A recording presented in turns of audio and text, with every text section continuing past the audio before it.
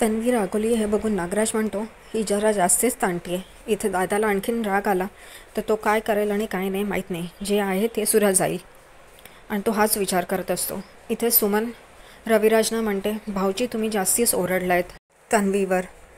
ती रडतीये खूप आणि ती रागावलीसुद्धा आहे. तेव्हा रविराज म्हणतात, तिने जे केलं आहे ते चुकीचं केलं आहे आणि त्यासाठी तिला शिक्षाही मिळायलाच हवी.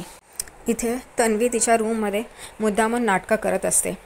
बाहेर दरवाजा लावलेला असतो, त्यामुळे रविराज आणि प्रतिमा बाहेर उभं राहून तिचा दरवाजा वाजवत असतात.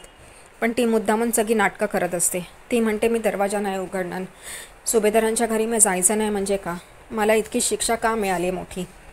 त्यांनी साखरपुड्याच्या वेळेला काय केलं माहिती आहे ना? माझ्याशी साखरपुडा होता आणि तो सायलीशी लग्न करून आला. तुम्ही होतात ना तिकडे? तेव्हा रविराज म्हणतात, ती खूप आधीची गोष्ट आहे आणि ते झालं आहे आता. आणि तू जे केलं आहेस त्याच्यासाठी मी कशी माफी मागू त्यांची? मलाही लाज वाटते, माझासुद्धा अपमान झाला आहे. तू अशी वागली आहेस त्यामुळे माझीही मान खालती गेली आहे. ती ऐकायला तयार नसते.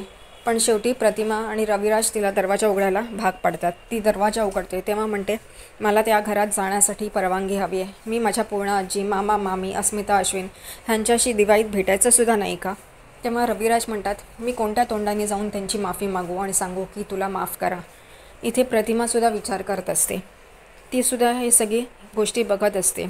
इथे मधुभाऊ सायलीचा एक एक दिवाळीतला पदार्थ सांगत असतात अश्विनला, की मी फक्त बघूनच सांगू शकतो म्हणून, आणि सगळेजणच आश्चर्यचकित होतात. तेव्हा सायली रडत असते. हे बघून अर्जुनचा सुद्धा डोळ्यात पाणी येतं. चैतन्य म्हणतो, जशी एखाला जांभळी येते त्याच्यासमोर बघणाऱ्यालाही जांभळी येते, तशीच सायली वहिनी रडतीये. हे बघून अर्जुनच्याही डोळ्यात पाणी आलं आणि सगळेजणच हसायला लागतात.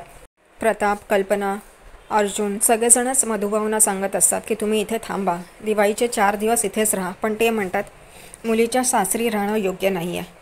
हा फक्त भेटून मनसोक्त तिच्याशी बोलून ते सगळं डोळ्यात साठवून निघणं हेच योग्य आहे.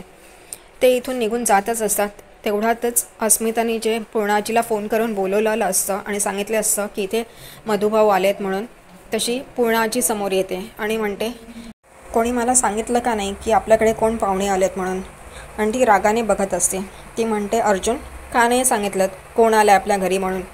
मग ती सायलीला विचारते, सायली तू मला सांगितलं नाहीस? तेव्हा सायली म्हणते की ह्यांनी मधुभाऊंना जामिनावर सोडवून आणलं आहे. आणि सगळेजणच पूर्णाजीकडे एकदम आश्चर्याने बघत असतात. तेवढ्यातच मधुभाऊ म्हणतात, मी निघतोच आहे आता. तेव्हा पूर्णाजी म्हणते, कोणी सांगितलं तुम्हाला निघायला? कोणाची परमिशन घेतलीत? इकडे यायला तुम्हाला कोणाची परवानगीची गरज नाही आहे, पण तुम्हाला जायला परवानगी घ्यावी लागेल. सगळेजणच आश्चर्याने पूर्णाजीकडे बघत असतात. अस्मिताला धक्काच बसतो, पूर्णाजी काय सांगते म्हणून.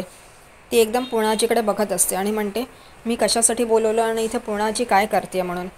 पूर्णाजी मधुभाऊंना सांगतात की मागच्या दिवाळी जो माझ्याकडनं तुमचा अपमान झालेला त्यासाठी मला माफ करा.